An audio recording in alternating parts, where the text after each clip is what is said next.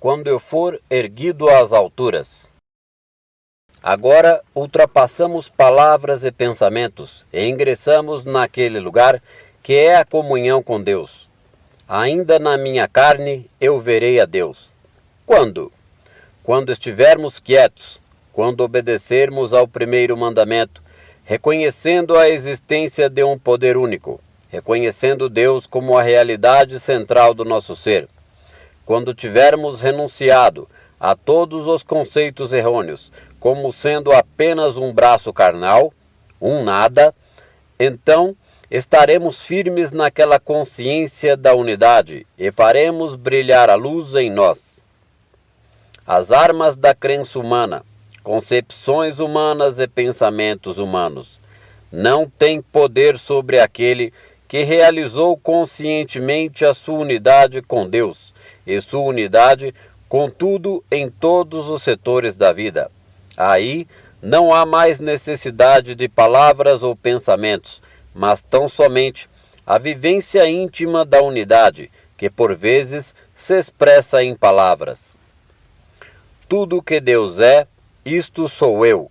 Tu vês a mim, e tu vês o Pai, que transparece em mim.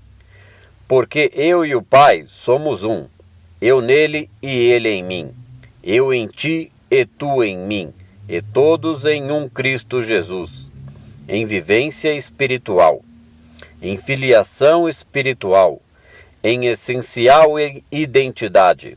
Nada neste mundo me é hostil, e eu não hostilizo ser algum, porque a minha unidade com o Pai constitui a minha unidade com todo o ser espiritual. Deus fala na linguagem universal do Espírito. Pode ser que ouçamos Deus como voz real com o nosso ouvido, ou vejamos Deus como luz, ou o percebamos de outra forma. Por outro lado, podemos viver Deus também, como libertação, como calor, ou como uma elevação do nível da nossa consciência. Em qualquer hipótese, será um sinal, haverá um sinal, mas nenhum sinal será dado com antecipação. Esses sinais seguirão aqueles que conseguiram uma experiência consciente. Por isto, a oração em sua forma mais alta é a oração do contato, a prece da comunhão íntima, na qual não há mais palavras ou pensamentos que de nós passem para Deus. Talvez nem mesmo haja palavras ou pensamentos que vão de Deus para nós, mas haverá uma experiência íntima, haverá um senso de comunhão, haverá uma profunda paz interior. A verdadeira oração atinge o zénite da sua perfeição quando deixa de haver qualquer desejo. Chega à sua plena floração quando surge o sentimento de comunhão, quando morreu todo o desejo de qualquer coisa. É como se fosse uma noite de Natal, e nós, ao pé da árvore iluminada, tivéssemos recebido todos os nossos presentes, e todos os nossos desejos estivessem satisfeitos. E nada nos resta senão o delicioso sentimento: muito obrigado a todos vós. Quando a nossa consciência for erguida às alturas de um senso de eu te agradeço, meu Pai, eu vos agradeço a todos vós, então vem a plenitude e a perfeição da comunhão com Deus, e essa comunhão é um repousar na alma. Assim como uma criança repousa nos braços de sua mãe, assim vem sobre nós esse repousar em nossa alma. A criança não tem desejos, não quer nada, não necessita de nada. Repousa tranquilamente. Do mesmo modo, chegamos nós a um período de refrigério e de paz, na compreensão de que é do beneplácito do Pai dar-nos o reino. E com isto, repousamos livres de qualquer desejo, mesmo sem nenhum desejo interno, libertos de toda a atenção, desentesados em espírito. Isto conduz a um estado de consciência que no caminho da realização se chama contemplar, É como se estivéssemos sentados pacificamente num lugar e contemplássemos como o dia vai se desenrolando. Podemos levantar-nos de manhã cedo e contemplar em silêncio o nascer do sol. Podemos sair ao jardim e observar o desabrochar das flores. Podemos estar sentados à nossa mesa de trabalho e contemplar como a correspondência vai sendo respondida. E quando alguém nos pede socorro, estamos repousando nessa comunhão e observamos como Deus ora em nós. Observamos como essa comunhão dissolve todas as aparências ilusórias e restabelece a harmonia real. Em qualquer tempo do dia, somos observadores, contemplando os eventos. Não lutamos pela nossa subsistência, contemplamos como os bens da vida fluem incessantemente da única fonte. Nunca pedimos por saúde. Fazemos um grande silêncio em nós. Repousamos nessa prece da alma, aninhando-nos em seu calor benéfico e observando como a saúde aparece e como as oportunidades surgem em nossa vida. Sempre devemos estar lembrados de que não desejamos que as nossas redes se encham. Redes vazias já não nos dão cuidados nem preocupações. Ultrapassamos tudo isto e chegamos a um ponto em que o nosso único anseio consiste em contemplarmos o universo espiritual de Deus e habitar na comunidade dos filhos e das filhas de Deus. O Pai conhece as minhas necessidades e eu aqui estou como simples observador, não orando para ter boas oportunidades amanhã, mas sentado tranquilamente nesta atmosfera da alma e contemplando como as oportunidades vêm ter comigo, assim como os rios demandam o mar, e como para eles é o curso normal e natural mergulharem no mar e alimentarem os vastos oceanos do globo. Assim é o curso normal e natural que a graça de Deus flua para dentro de mim. Esse fluxo da graça foi represado por meio de desejos, temores e dúvidas da minha parte, e pela crença de que Deus fosse algo à parte e separado de mim, e ignorasse as minhas necessidades. Agora, porém, abro mão de todos os cuidados e ansiedades, e aqui estou como simples observador, contemplando a infinita bondade de Deus. A nossa prece diz: cala-te e emudece. É uma comunhão silenciosa, mesmo em face das tempestades no mar. O Mestre nunca orou para que a tempestade amainasse. A sua única prece foi esta: cala-te. Será que ele falava às águas? Não. Ele falava à sua consciência e à consciência de seus discípulos. Cala-te, sê quieto. Quando a nossa consciência está quieta, não há tempestades nem dentro nem fora. Quando a nossa consciência está tranquila, tudo em derredor assume o aspecto dessa tranquilidade. A única coisa que temos, mister, é uma consciente comunhão com Deus. E esta é a mais alta forma de oração. E esta forma de prece só pode realizar-se depois de sabermos, primeiramente, que Deus é, e, em segundo lugar, que tudo o que existe no universo de Deus é divino, tem o seu ser em Deus. Tudo é teo-existente. Esse ser, esse teo-existir, não é humanamente bom nem mal, não é humanamente falando saúde nem doença. É simplesmente um ser espiritual. Depois de nos habituarmos a trabalhar com esses princípios básicos, depois de atingirmos o ponto onde nem sequer mentalmente nos opomos aos problemas adversos, mas como Davi, sem armadura alguma, sairmos a campo em nome de Deus. Quando chegar esse tempo, então se efetuarão as nossas preces e os nossos tratamentos de cura, sem palavras nem pensamentos. Palavras e pensamentos deixam de ser necessários, depois de sabermos por experiência íntima. Desliga-o e deixa-o andar, e nunca mais ligaremos, por meio de julgamento ou condenação, uma pessoa, uma coisa ou uma circunstância. No silêncio e na quietude é que está a nossa força, não no falar. A linguagem é o nosso meio humano para exprimirmos ideias divinas. Entretanto, as ideias divinas se revelam e se manifestam em nós sem palavras. Colocamos o dedo sobre os lábios e recebemos a certeza de que Deus está no campo e que a luta não é nossa, mas de Deus, que não há luta alguma.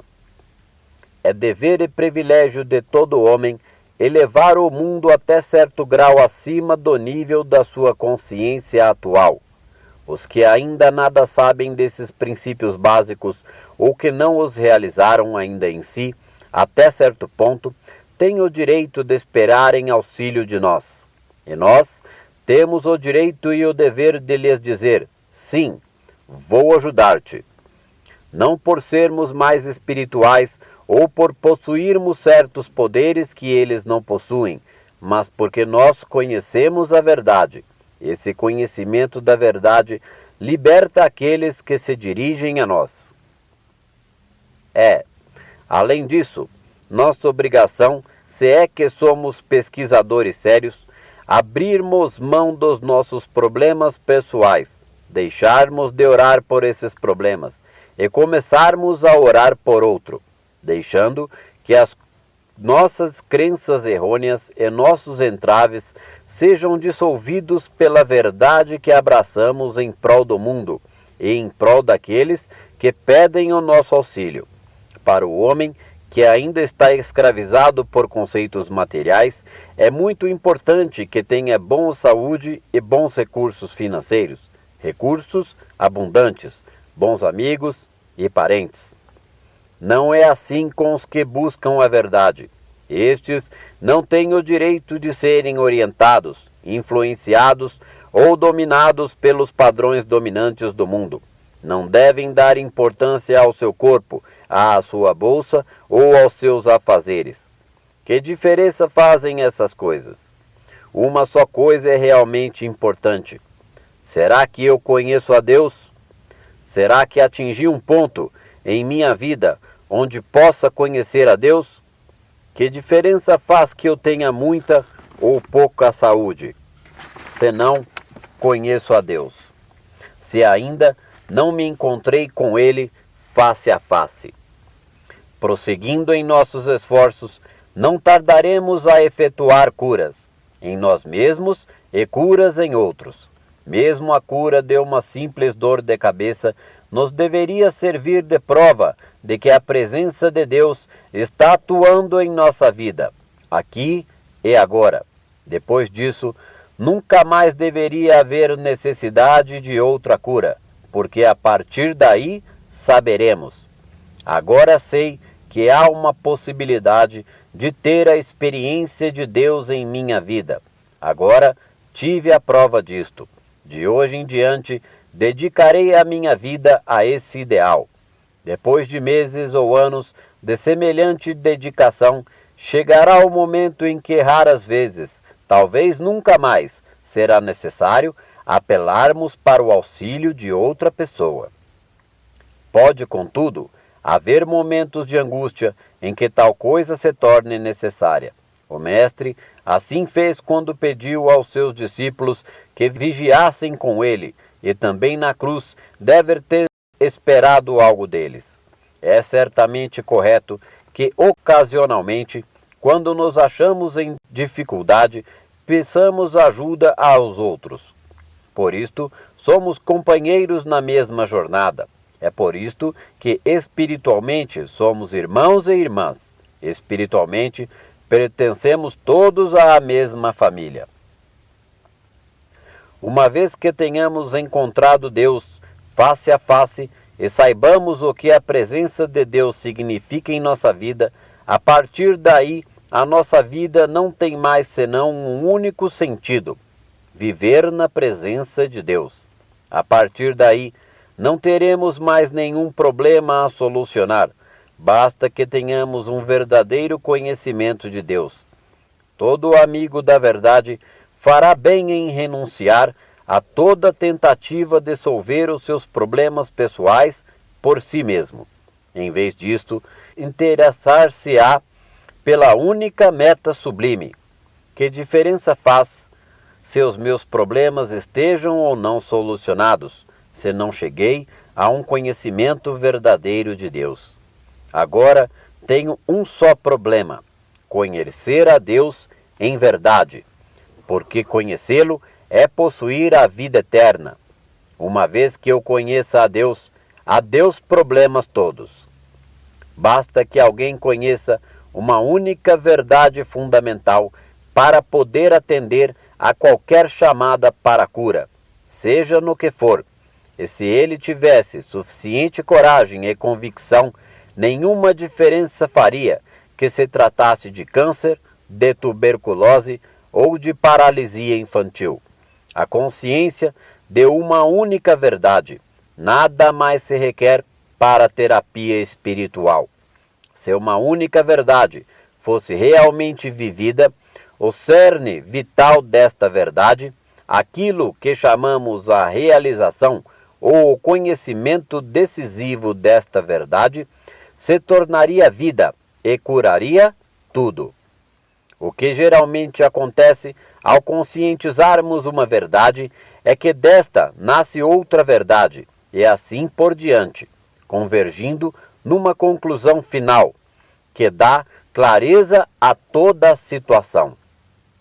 Tu e eu não podemos fazer milagres, nenhum ser humano o pode, mas se tivermos suficiente humildade para admitir a insignificância do nosso humano conhecimento e reconhecer e exaltar a importância da compreensão divina, essa verdade será capaz até de ressuscitar mortos, mesmo que não conheçamos nenhuma afirmação da verdade.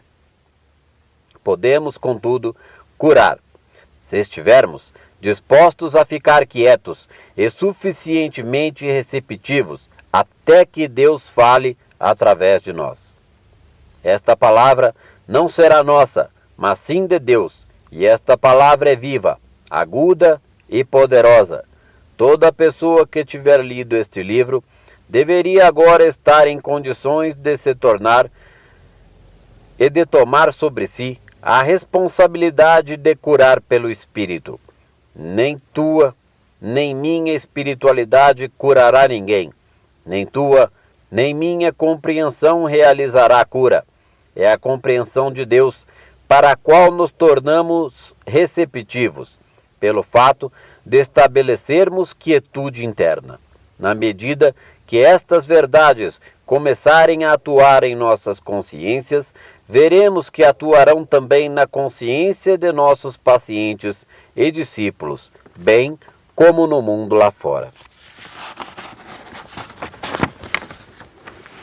É missão nossa elevarmos a consciência dos que nos procuram muito acima das tempestades das concepções humanas, onde também eles possam sentir a pulsação da harmonia divina através do seu ser e do seu corpo.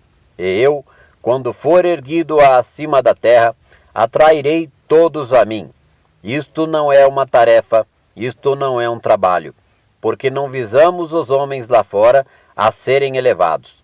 O que temos de fazer é retirar-nos para o interior do nosso próprio santuário interior, a fim de encontrar a paz. Depois de encontrarmos essa paz, então toda a nossa família e os que estão sintonizados conosco receberão uma parcela dessa paz na medida da sua receptividade. Muitos deles possivelmente ficarão fora dessa paz, porque no presente estágio evolutivo não são ainda receptivos para a voz de Deus, mas chegará o tempo em que todos ouvirão a voz de Deus. Não é da nossa conta saber quem obedece ao impulso espiritual.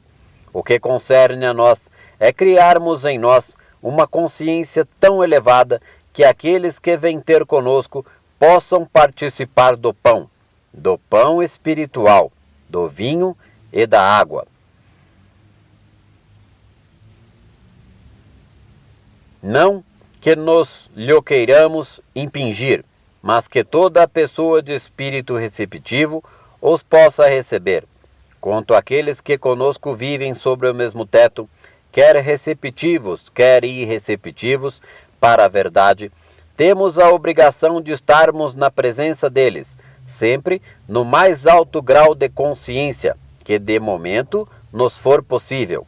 Devemos isto a nós mesmos e devemos isto ao Pai, que nos ergueu acima das tempestades do mundo humano. No tempo em que ignorávamos esta verdade, não tínhamos tal obrigação, mas daquele que tem muito, muito se espera, muito se exige. Assim, na medida da nossa iluminação, agora tomamos sobre nós uma responsabilidade, da qual nunca mais podemos ser dispensados. Deus, cuja graça nos deu esta luz, espera que nós façamos brilhar essa luz, não por meio de proselitismos, não pelo fato de irmos em busca da gente, mas pelo empenho de mantermos a nossa consciência num elevado nível espiritual, ainda que ninguém lá fora no mundo saiba dessa nossa atitude interna. Já conhecemos o segredo. O Pai está em mim e eu estou no Pai, e nós estamos uns nos outros. Sim, conhecemos esse segredo, mas agora importa que, sem palavras nem pensamentos, 2, 3 ou 4 vezes por dia, e no próximo ano 20 vezes por dia, entremos em nós mesmos por meio minuto que seja, a fim de conscientizarmos a presença, a energia divina, a centelha divina, vivendo de tal modo que todas as pessoas que entrarem no âmbito da nossa consciência sintam o transbordamento de Deus sobre elas. Somos instrumentos de Deus, somos servidores de Deus. O Filho de Deus é sempre o servidor de seus semelhantes, sempre ao dispor daqueles que dele necessitam. Os reis da terra são servidos, os reis do Espírito são servidores. Ninguém pode envaidecer-se ou orgulhar-se da filiação divina, porque a filiação divina desperta uma humildade que reconhece que somente a luz de Deus pode elevar a consciência dos que nos procuram, elevar a uma altura onde eles verão o Pai, face a face, como servidores do Altíssimo, permanecendo no mundo, inatingidos pelas paixões dos mundanos, de ódios e amores, inatingidos por guerras ou armistícios, permanecemos no mundo como uma bênção para o mundo inteiro.